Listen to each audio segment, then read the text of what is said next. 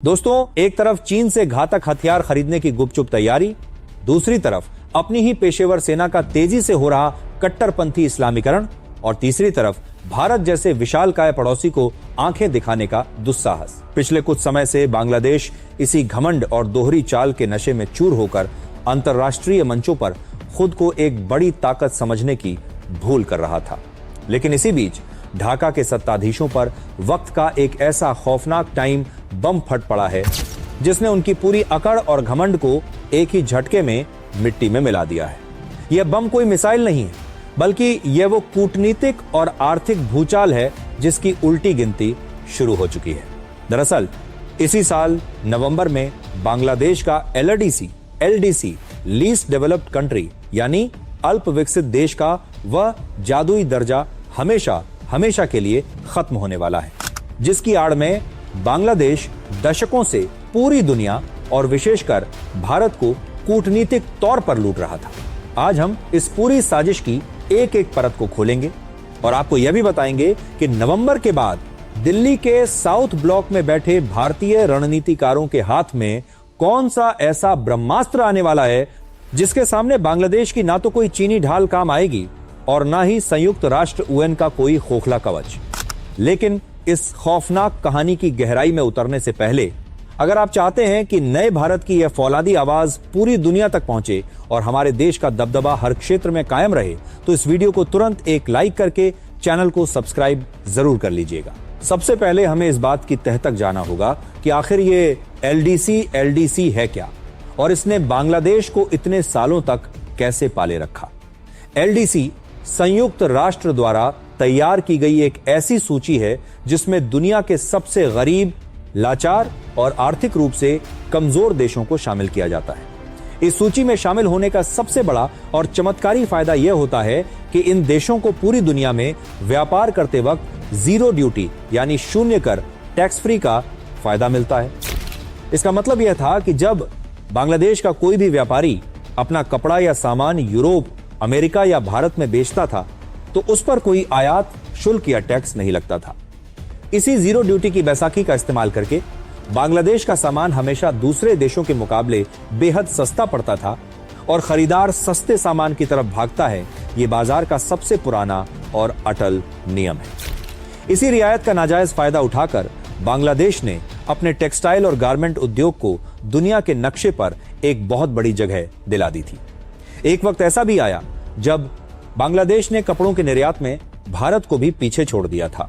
Europe और America के बड़े बड़े मल्टीनेशनल ब्रांड्स बांग्लादेश में अपने कपड़े बनवाते थे क्योंकि वहां टैक्स जीरो था और मजदूरी कौड़ियों के भाव थी।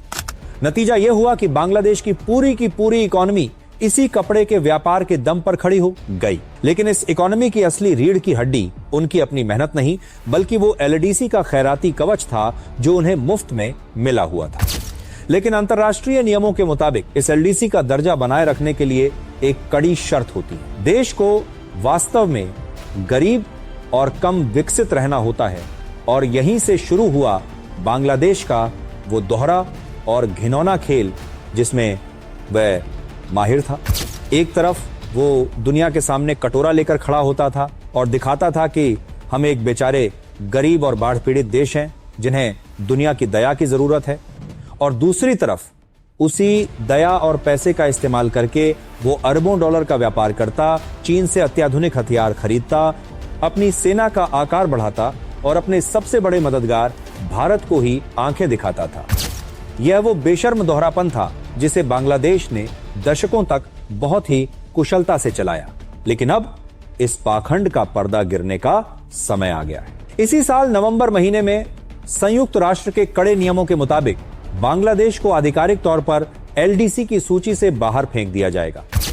और जैसे ही यह होगा, वो जादुई कवच जिसने बांग्लादेश को इतने सालों तक दुनिया की दया का पात्र बनाए रखा था, वो एक झटके में कांच की तरह टूटकर बिखर जाएगा। नवंबर के बाद बांग्लादेश को वही अंतर्राष्ट्रीय नियम मानने होंगे जो भारत, चीन या किसी भी सामान्य विकसित देश पर लागू होते हैं।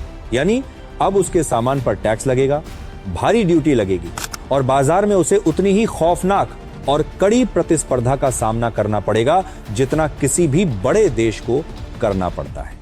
यह खबर सुनते ही ढाका से लेकर चटगांव तक बांग्लादेश की पूरी इकोनॉमी में एक भयंकर भूकंप आ गया है। इसका सबसे सीधा और विनाशकारी असर उसके टेक्सटाइल उद्योग पर पड़ेगा, जो उसकी अर्थव्यवस्था की सांसें चलाता है।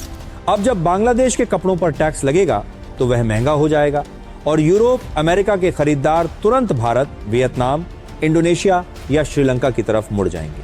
इसका सीधा मतलब है कि बांग्लादेश में लाखों लोगों की नौकरियां रातों रात खत्म हो जाएंगी और वहां भूखमरी के हालात पैदा हो सकते हैं। बांग्लादेश के अपने अर्थशास्त्री और रणनीतिकार खुद इस बात को स्वीकार कर रहे हैं कि एलडीसी का दर्जा छिनते ही पहले 5 सालों में ही उनके निर्यात में भारी और जानलेवा गिरावट आ सकती है। अब इस पूरी कहानी में भारत की भूमिका और हमारे हाथ में आने वाले उस कूटनीतिक हथियार को समझिए। भारत ने दक्षिण एशियाई मुक्त व्यापार क्षेत्र के तहत एक बड़े भाई की तरह उदारता दिखाते हुए बांग्लादेश के सामानों को ड्यूटी फ्री एंट्री दी हुई थी। लेकिन अब नवंबर के बाद जब बांग्लादेश से एलडीसी का ठप्पा हट जाएगा, तब भारत पर यह कानूनी बाध्यता नहीं रहेगी कि वो उनके सामानों को बिना टैक्स के आने दे। भारत की सरकार जब चाहे, जितना चाहे, बांग्लादेश के किसी भी सामान पर भारी ड्यूटी और टैक्स लगाकर उनकी इकोनॉमी की कमर तोड़ सकती है। और ठीक यही वो फौलादी हथियार है जिसने आज बांग्लादेश के सत्ताधीशों की रातों की नींद उड़ा दी है। यही वजह है कि जो बांग्लादेश कल तक भारत को आंखें दिखा रहा था, चीन की गोद में बैठ रहा था और पाकिस्तान की भाषा बोल रहा था, आज वही बांग्लादेश भारत के सामने CEPA comprehensive economic partnership agreement यानी व्यापक आर्थिक साझेदारी समझौते के लिए हाथ जोड़कर गिड़गिड़ा रहा है। बांग्लादेश चाहता है कि नवंबर से पहले भारत के साथ कोई ऐसी सीक्रेट डील हो जाए जिससे उसे वही पुरानी ड्यूटी फ्री सुविधाएं मिलती रही। जरा सोचिए, जिस देश ने भारत के खिलाफ चीन से हथियार खरीदे, जिसने अपनी पेशेवर सेना का कट्टरपंथी इस्लामीकरण किया, जिसने भारत विरोधी ताकतों को सत्ता में फलने फूलने दिया, आज वही देश अपनी इकोनॉमी बचाने के लिए भारत के दरवाजे पर भिक्षा मांग रहा है। यह वो नाटकीय और कूटनीतिक उलटफेर है जिसे देखकर दुनिया समझ सकती है कि इस उपमहाद्वीप का असली बॉस कौन है। चीन के हथियार, पाकिस्तान का नापाक साथ और कट्टरपंथी विचारधारा, इन सब के बावजूद बांग्लादेश की अर्थव्यवस्था की असली डोर भारत के हाथ में है और जब साउथ ब्लॉक से यह डोर जरा सी भी खींची जाती है तो ढाका का पूरा ढांचा हिल जाता है। इसके अलावा भारत के पास एक और बहुत बड़ा और खौफनाक हथियार है। बांग्लादेश के करोड़ों नागरिक भारत में काम करते हैं और अपने परिवारों को पैसे रेमिटेंस भेजते हैं, जो उनकी अर्थव्यवस्था का एक बहुत बड़ा पिलर है। अगर भारत सरकार ने अपनी राष्ट्रीय सुरक्षा को ध्यान में रखते हुए इन नागरिकों के खिलाफ कोई कड़ा फैसला ले लिया तो बांग्लादेश की अर्थव्यवस्था ताश के पत्तों की तरह ढह जाएगी। अब भारत का रुख क्या है? भारत की नीति बहुत स्पष्ट है। हम किसी से कम नहीं हैं और हम दोस्ती निभाना जानते हैं, लेकिन जो देश हमारी दोस्ती और उदारता का फायदा उठाकर हमारी ही पीठ में छुरा घोंपे, उसे उसकी असली औकात दिखाना भी हमें बहुत अच्छी तरह आता है।